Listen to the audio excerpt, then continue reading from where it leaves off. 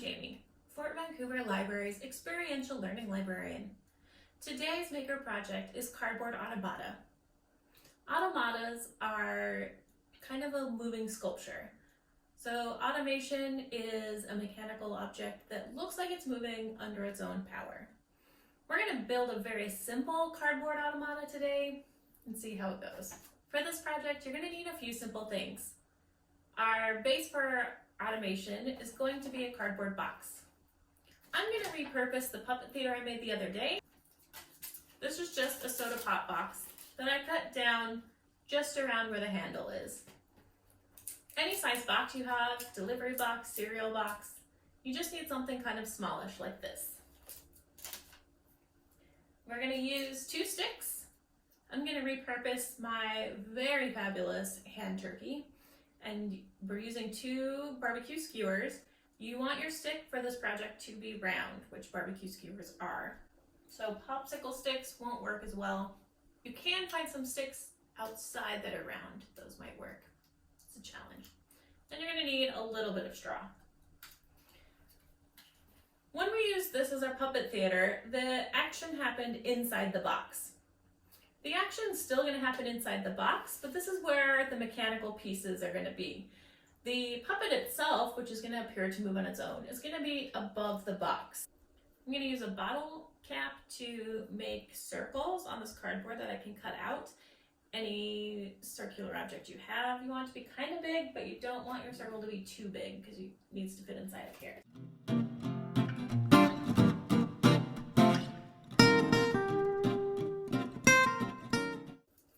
I have 4 circles. You really just want to use 2 together just to make it a little stronger.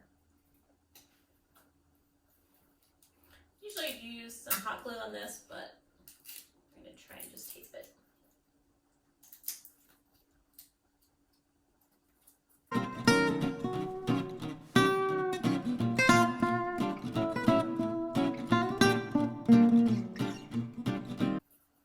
I have 2 wheels. These are called cams. Just 2 pieces of circles taped together. I'm going to make a hole in the centers for the sticks. Kind of just fold it in half a little bit. Use the scissors to make a little notch.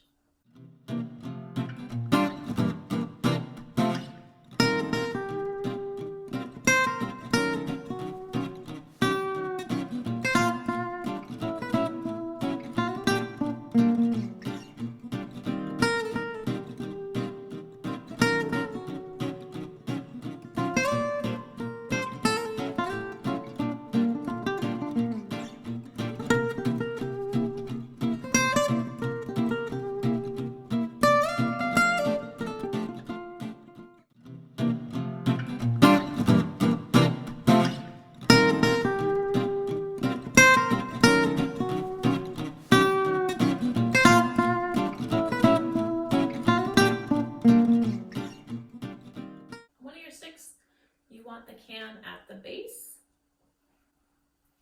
On the other stick, you're going to want it in the middle.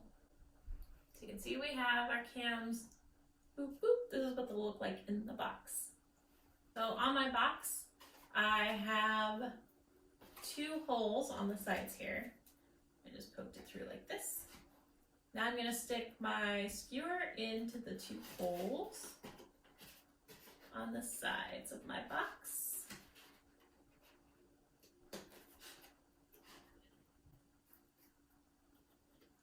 Looks like that. You can see it spins through the holes too. Now, this stick goes in the top here. Hole in the middle and the top. And it's going to sit on top of the horizontal cam. Just barely. And then if we put the whatever our puppet's going to be, that's going to be automated.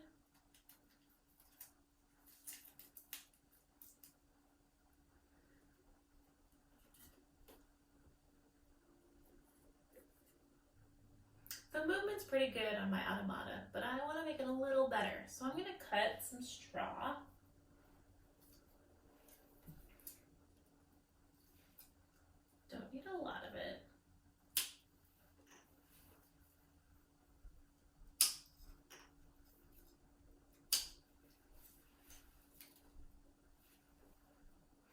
If you did the recycled card project, you know that these sticks fit really well inside these straws.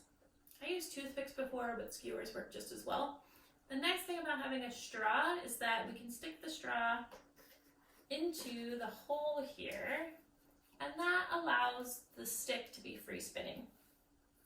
We can do the same thing with this other stick too. To make my holes slightly larger so they accommodate the straw, I'm going to use my Sharpie.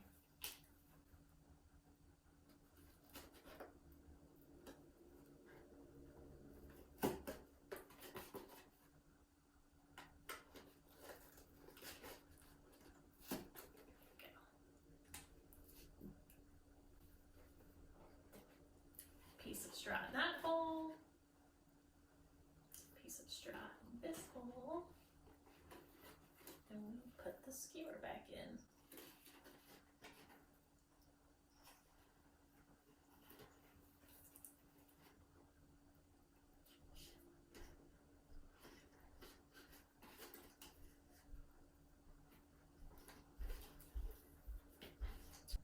Once you have all the pieces the way you want them, you're going to want to hot glue them in.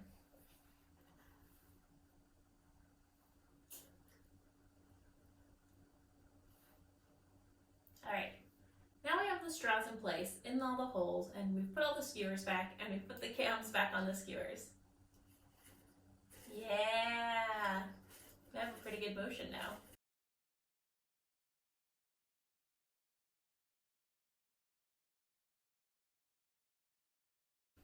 Since the action's on the top of my box, I can add a lot more decoration around the outside to hide it.